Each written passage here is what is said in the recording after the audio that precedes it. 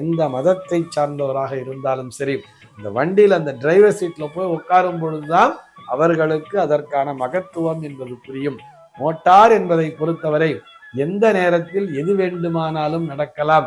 என்னுடைய உயிரை காப்பாற்றுவது அப்படிங்கிறது இந்த தெய்வ சக்தி தான் என்கின்ற நம்பிக்கையானது அந்த இடத்திலே வந்து சேர்ந்து விடுகிறது. நடராஜ பெருமானினுடைய திருவுருவம் ஆடல் அரசனாக நடராஜ பெருமான் காட்சி அளிக்கிறார் அல்லவா, அவருடைய அந்த பாதத்திற்கு கீழேதான் இந்த உலகமே இயங்கிக் கொண்டிருக்குதுன்னு சொல்லும். சுத்தின்றே இருக்கு இந்த உலகமானது, பூமியானது நிற்காமல் சுழன்று கொண்டே இருக்கிறது என்று சொன்னால் அதனை இயக்குவது யார்? இன்னைக்கு நம்ம என்ன பார்க்க போறோம் சொல்லி பார்த்தோம்னா, ஒரு நேயரினுடைய சந்தேகத்திற்கான விடையைத்தான் பார்க்க போகிறோம். நேயர் என்ன கேட்டிருக்கார் அப்படின்னு சொல்லி பார்த்தோம்னா, புது வாகனங்களுக்கு எதற்காக பூஜை போட வேண்டும்? ஸ்பேர் பார்ட்ஸில் ஓடாத வண்டி பூஜையில் ஓடிவிடுமா என்பதுதான் அவருடைய கேள்வியாக அமைந்திருக்கிறது. சற்று நமக்கு மேலோட்டமாக பார்க்கும் பொழுது ஒரு விதண்டாவாதமாக இந்த கேள்வி என்பது தோன்றினாலும் இது எல்லோருடைய மனதிலும் இந்த சந்தேகமானது வந்து கொண்டுதானே இருக்கும். 1008 ஸ்பேர் பார்ட்ஸ் இருக்கு, அதுல தானே வண்டி ஓட போகுது, இதுக்கு எதுக்காக பூஜை போடணும்னு சொன்னா இதற்கான விடையை நம்ம யார்கிட்ட தெரியுமா கேட்கலாம்? தினந்தோறும் இந்த பஸ் கண்டக்டர்ஸ் இருப்பா தெரியுமா, பஸ் டிரைவர் மற்றும் கண்டக்டர்ஸ் பார்த்தோம்னா தினந்தோறுமே நம்ம சாதாரணமா பார்ப்போம். அது கவர்மெண்ட் டிரான்ஸ்போர்ட்டா இருக்கலாம், அல்லது ஒரு பிரைவேட் பஸ்ஸா கூட இருக்கலாம். குறிப்பாக இந்த கிராமப்புறங்கள்ல ஓடக்கூடிய இந்த பிரைவேட் பஸ் அதனுடைய டிரைவரும் சரி கண்டக்டரும் சரி, அவர்கள் புது வாகனங்கள் என்று அல்ல, தினந்தோறுமே காலையில வண்டி எடுக்கும் போது பார்த்தோம்னா ஒரு கற்பூரத்தை ஏற்றி ஒரு ஊதுவத்தி ஏற்றி ஃப்ரண்ட்ல செருகி வச்சிருப்பார். அப்படி வண்டி எடுத்துட்டு பஸ் ஸ்டாண்ட்ல இருந்து வெளியில வரும்போது அந்த ஊர் எல்லையிலே ஏதாவது ஒரு மாரியம்மன் கோவிலோ அல்லது ஒரு பிள்ளையார் கோவிலோ ஒரு முருகர் கோவிலோ ஏதோ ஒரு கோவிலுங்கிறது ஊர் எல்லையில இருக்கும். அந்த கோவில் வாசல்ல கற்பூரம் ஏற்றி அங்க நமஸ்காரம் பண்ணுவா. திரும்பி இரவு நேர கடைசி ஷிஃப்ட் முடிஞ்சு மறுபடியும் வரும் பொழுது அதே கோவில் வாசல்லே மறுபடியும் விளக்கேற்றி வச்சு நமஸ்காரம் பண்ணிட்டு தான் வருவா தெரியுமா. எந்த மதத்தை சார்ந்தவராக இருந்தாலும் சரி, இந்த வண்டியில் அந்த டிரைவர் சீட்ல போய் உட்காரும் பொழுதுதான் அவர்களுக்கு அதற்கான மகத்துவம் என்பது புரியும். மோட்டார் என்பதை பொறுத்தவரை எந்த நேரத்தில் எது வேண்டுமானாலும் நடக்கலாம். என்னுடைய உயிரை காப்பாற்றுவது அப்படிங்கிறது இந்த தெய்வ சக்தி தான் என்கின்ற நம்பிக்கையானது அந்த இடத்திலே வந்து சேர்ந்து விடுகிறது.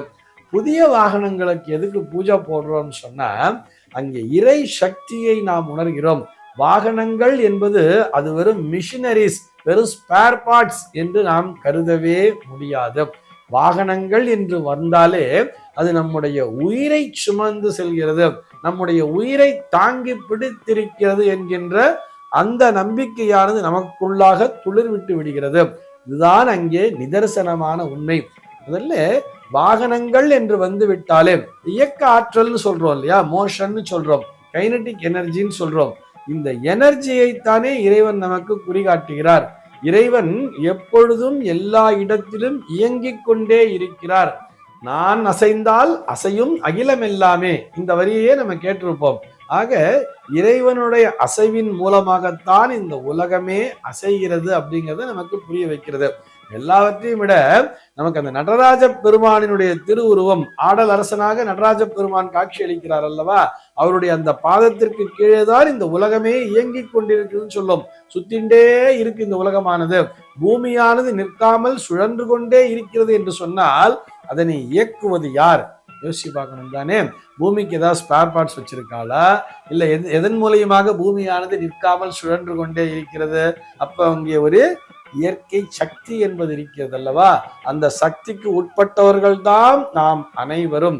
நாம் என்னதான் செயற்கையான முறையிலே ஒரு விஷயத்தை கண்டுபிடித்திருந்தாலும் அதன் மூலமாக அந்த மோட்டாரினுடைய ஸ்பேர் பார்ட்ஸின் மூலமாக மின்சார சக்தியின் மூலமாக அந்த மோட்டாரானது இயங்குகிறது என்று வைத்துக் கொண்டாலும் அந்த இயக்கத்திற்கு காரணமே அந்த இறைவன் தான். இது நிற்காமல் மிகச் சரியான முறையிலே என்னுடைய உயிரை பாதுகாக்கின்ற வகையிலே இது சரியான முறையிலே அதனுடைய இயக்கமானது அமைய வேண்டும் என்கின்ற பிரார்த்தனையைத்தான் அங்கே இறைவனிடத்திலே முன்வைக்கிறோம். சுதர்சன சக்கரம்னு ஒன்று இருக்கு தெரியுமா, பெருமாள் கையிலேயே அந்த சக்கரமானது சுழன்று கொண்டே இருக்கும். இந்த சக்கரம்தான் காலச்சக்கரம் என்றே எடுத்துக்கொள்ளலாம். இந்த காலம்தான் நம்முடைய விதியையே தீர்மானிக்கிறது. அப்படிப்பட்ட விதியை, அதாவது நம்முடைய உயிரையே சுமக்கின்ற ஒரு பணியை அந்த வாகனமானது செய்வதால் தான் அந்த வாகனத்தை புதிய வாகனம் என்று வந்த உடனேயே அதை எடுத்துட்டு வந்து நேரா ஒரு கோவில்ல வச்சு பூஜையை பண்றோம். புது வாகனம் தான் இன்று இல்லை. ஒவ்வொரு வெள்ளிக்கிழமை தோறுமே தன்னுடைய வாகனத்திற்கு பூஜை போடுவோர் என்பவர்கள் உண்டு.